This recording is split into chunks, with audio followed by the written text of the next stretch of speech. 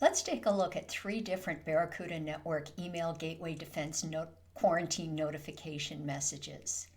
This is a message of someone I definitely don't ever want to get an email message from. I do not recognize the domain, so I'm just going to go ahead and click Block List.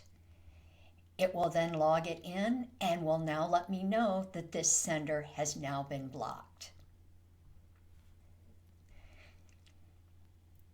This is an email message on a notification that I recently received from a new vendor that we have. I definitely want to put them on my allow list. I can click allow list on the actions, and that person's name will now be added to. Let's take a longer look at one other message. I'm not quite sure if this is something that I want or not. I want to go ahead and view it before I do anything. I could go ahead and click deliver, and it would deliver just this one email message to my inbox. But I'm going to take the safer route, and I'm going to click on view message log.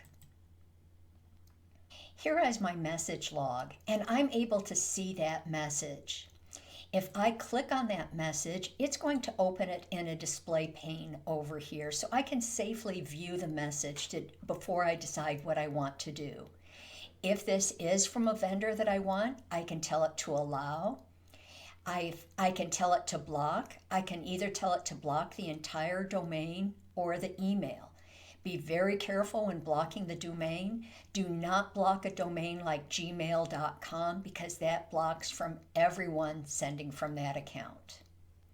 I can also delete this message so I don't have to worry about it again, or I can click deliver, which is the option that I had before.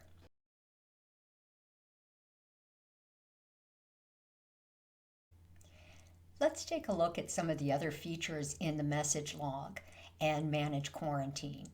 So from one of these email messages or from the URL that you're given, you can go directly into your barracudanetworks.com account. Clicking on settings gets you into the quarantine notification. By default, you are notified once a day. You probably are seeing something that has one blue bar going across. You can change this so you can change your delivery times just by clicking or unclicking different squares. Or if you never want to be notified, you could click on never. Click on save changes and your update will happen. In your message log, you have a couple of other things that you're able. By default, when you open up your message log, you are looking at your quarantine messages for 2 days. You can change the period by using that drop-down list and clicking search, and then it will show you more messages.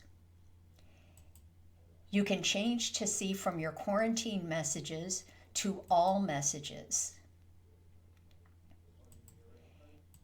Which messages were allowed,